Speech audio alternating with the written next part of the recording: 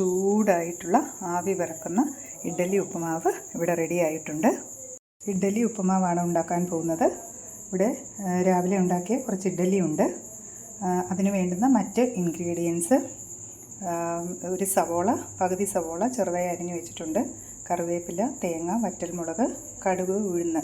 ഇത്രയാണ് നമുക്ക് ഇഡ്ഡലി ഉപ്പുമാവ് ചെയ്യാൻ ആവശ്യമായ ഇൻഗ്രീഡിയൻസ്.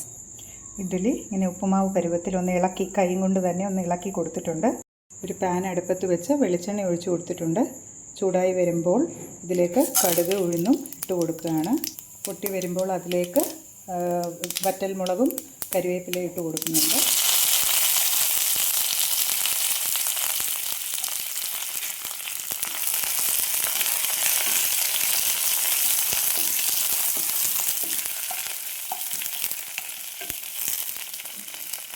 അതിലേക്ക് നമ്മൾ എടുത്ത് വെച്ചിരിക്കുന്ന സവോള ഇട്ട് കൊടുക്കുന്നുണ്ട്.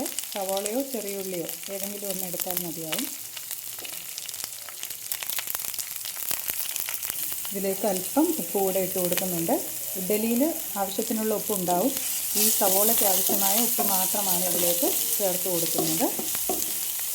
സവോള ഒന്ന് നന്നായി വഴണ്ട് വന്നതിന് ശേഷം അതിലേക്ക് നമുക്ക് ഇഡ്ഡലി ഇട്ട് കൊടുക്കാം. സവോള ഒന്ന് വഴണ്ട് വന്നിട്ടുണ്ട്. അതിലേക്ക് നമ്മൾ എടുത്തു വച്ചിരിക്കുന്ന തേങ്ങ ഇട്ട് കൊടുക്കാം. അതിനോടൊപ്പം ഇഡ്ഡലി ഒന്ന് ഇളക്കിയെടുത്തത് കൂടെ ഇട്ട് കൊടുക്കുന്നുണ്ട്.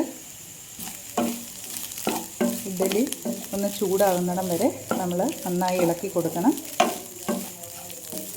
ഈ ഇഡ്ഡലിയും തേങ്ങയും കൂടെ ഒക്കെ ആകുമ്പോൾ നല്ല ടേസ്റ്റാണ്. അപ്പോൾ രാവിലെ ഇഡ്ഡലി നമ്മൾ ഉണ്ടാക്കുമ്പോൾ അധികമായി വന്നെങ്കിൽ രാത്രി ആ തണുത്ത ഇഡ്ഡലി ആരും കഴിക്കാറില്ല. അപ്പോൾ അങ്ങനെയുള്ളപ്പോൾ നമ്മളിങ്ങനെ ഒന്ന് ചൂടായിട്ട് ഇഡ്ഡലി ഉപ്പുമാവ് ഉണ്ടാക്കി കൊടുത്താൽ അത് കുട്ടികൾ കഴിച്ചോളും. വളരെ ടേസ്റ്റിയുമാണ്.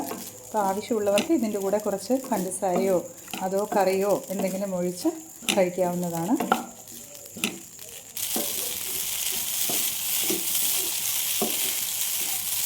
ഇഡ്ഡലി നന്നായി ചൂടായി കിട്ടിയിട്ടുണ്ട്. അതിൻ്റെ കൂടെ തേങ്ങായും ചേർന്ന് നല്ല മണവും ഉണ്ട്. എല്ലാവരും തന്നെ ഇതുപോലെ ഇഡ്ഡലി ഉപ്പുമാവ് ചെയ്ത് നോക്കുക. എല്ലാവർക്കും ഇഷ്ടപ്പെടും. അപ്പോൾ ചെയ്ത് നോക്കി അഭിപ്രായങ്ങൾ കമൻ്റായി അറിയിക്കുക.